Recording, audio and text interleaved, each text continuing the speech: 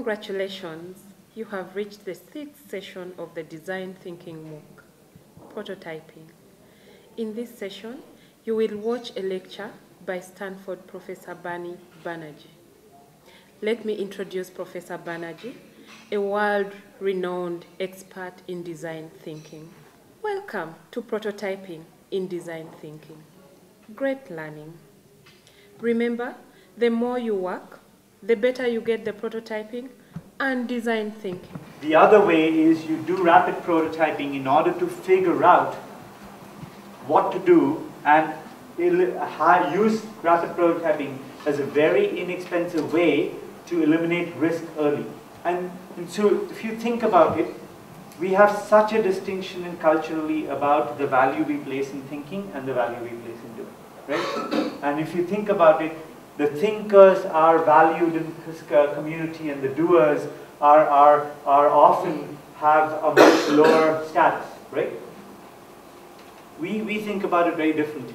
We think that that thinking is about basis for action, but action is also the basis for thought. So as you act, you have completely new ways in which your mind frames the problem and realizes the intersection of all the issues that are crossing the proposition that you're making. Okay. Now, in the early stages, prototyping helps you frame the problem in a very, very insightful way, and it clarifies the effect or the desired new behavior. So when you prototype and you share, which is what we're going to do, you're going to prototype and then you're going to find a way to share that idea. So why prototype? First and foremost, to spot opportunities early, to identify failure modes early. It's a very, very good way to collaborate around. You get very good early stakeholder feedback. So you get a lot of honest feedback because people don't think that they're insulting you.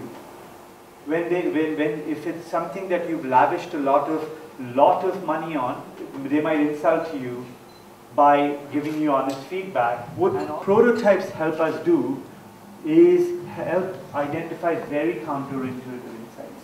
And most importantly, it allows, instead of talking about it, you can get people to experience it. And it's one of the biggest values of this is to inspire people towards a common goal. So this is the slogan that you have to have in your mind as to why we do rapid prototyping. It's to fail early and often in order to succeed sooner, because you're identifying the failure modes early so that what you come up with are much more robust. So there are 3 rules to rapid prototyping, especially in early stages: rough, rapid, and right? So rough means that you're not wasting time on getting everything to be high fidelity because you're talking about the large gesture of the thing. So this is, for example, an example of a sleep apnea mask. Sleep apnea is an affliction where when a person goes to sleep, their breathing passage closes, and so you kind of don't go into delta sleep at all. You wake up, and because it's happening in your sleep, you don't know it's happening. The only symptom is that you're very tired all day, right? And what it allows you to do is spot problems very early. Like, for example, this is a project that I was peripherally involved in. It's a tool that is a surgery tool that is used to carve into your sinus cavity, etc. And so the rapid prototype was, hey, since there's things like handguns that are comfortable to hold, why don't we mimic that, because those guys have figured out what's comfortable to hold. And the surgeon was in the room and he said, wait, you're very close to the brain and you can't hold it like that, because then you're using your big muscles and your hands can shake. You want to be like an artist holding like a paintbrush. So what he did is he cut this and he turned it around so that the clip came like this, right? So you could hold it like a pen hold.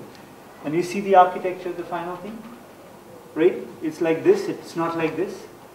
This moment changed the entire architecture of the product. So what happens is, before a prototype, a conversation is like this.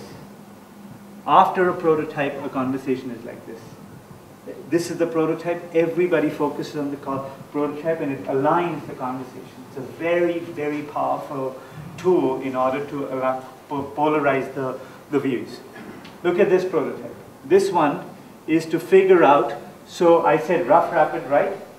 Rough is use crude methods and it's only as refined as it needs to be.